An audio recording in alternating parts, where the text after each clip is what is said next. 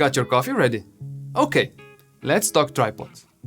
If you don't know me yet, hi, I'm Patrick, and I'm a wildlife photographer and filmmaker. In this video, I will talk about what tripods I use, what I use them for, and why I decided to add another one to my arsenal. Currently, my setup consists of a very compact Sirui travel tripod, a sturdy tripod that I've owned since I started about 10 years ago, Triopo with a gimbal head, and the third one, a Manfrotto heavy-duty video tripod that is, according to my bag, way too heavy and that I've carried practically everywhere in the last few years. Recently, I've been wanting to get myself another one, because I have a need for a video tripod that is smooth to film and photograph with, but also very light and compact. Another reason is that I often shoot together with my dad, so there is a need for a second video tripod. I will talk about the reasons more in detail later in the video. For this purpose, I've been testing out this new tripod from Sirui, the Pilot Series video tripod, to see if it's suitable for me. I use my gear in all weather conditions, high in the mountains, submerged in flooded forests and in extreme cold, so it has to be reliable and of high quality. So I thought, what better way to test out this new tripod than to take it with me out in nature and test it at -15 degrees Celsius while photographing and filming capercaillie. Now, let me take you out into the wilderness and show you what this tripod is capable of. The first thing that I noticed when I picked it up was how lightweight it was. If you've been following me for a while, you know that I never compromise the quality and diversity of my photographs and video clips by bringing less or lighter gear, but at certain point you hit the upper limit. These days I'm carrying around 3 camera bodies, 3 or 4 lenses, 2 or 3 tripods, audio gear and many other things, so adding another tripod to the backpack means it has to add as little extra weight as possible. This leg and fluid head combination weighs only 1.8 kilograms. When setting it up, I quickly noticed how well made it was.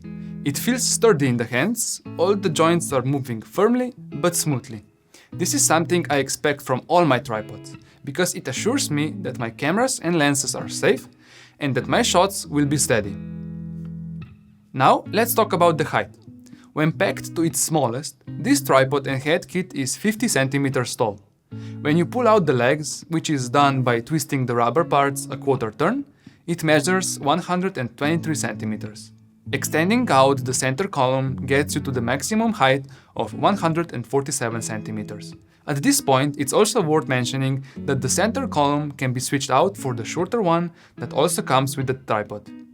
This allows you to shoot from an even lower angle, as well as gain some additional stability. In my case, I almost never shoot from so high up that I would even need to fully extend the legs, so the retractable center column would be of no use to me. With the short center column, I get more stable shots, the ability to shoot from lower angles, and less weight to carry. Another small but useful addition are the retractable spikes at the ends of the rubber feet. On my larger tripod, I use them all the time, so I'm pleased to see Sirui include them in their design as well. When shooting in nature, the spikes allow you to place the tripod on the ground more firmly, so it doesn't slip when you put weight on it. Now it's time to take out the camera and put it on the tripod. The head uses the Arca Swiss plate, so it's directly compatible with the foot of my Sigma 70-200. To mount the camera or other lenses that are not Arca Swiss compatible, you can use the plate Sirui provides. Because this is a very lightweight tripod, it benefits from some extra weight while you're shooting.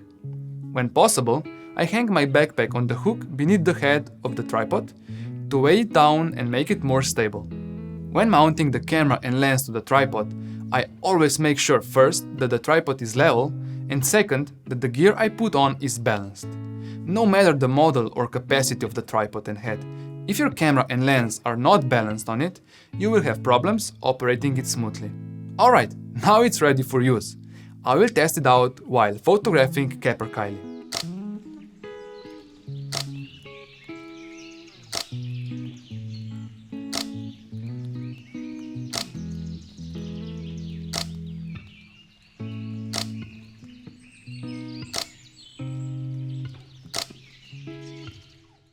I tested this tripod with my Nikon D500 and a Sigma 70-200, as well as with the 150 to 600 mm. I find it very easy to get a smooth panning or tilting shot with the 70 to 200, but it gets a bit more tricky with the 150 to 600. This setup is obviously heavier than what the maximum payload allows, but with some skill you can still make it work. Just make sure it's balanced properly, that the knobs are tightened, and that you're handling it as precisely as you can. Now that I've been using this tripod for a while, I would like to make a short summary of my findings, as well as give you some guidance as to who this is for. In short, this tripod is tiny but mighty. It's lightweight but feels sturdy and well made.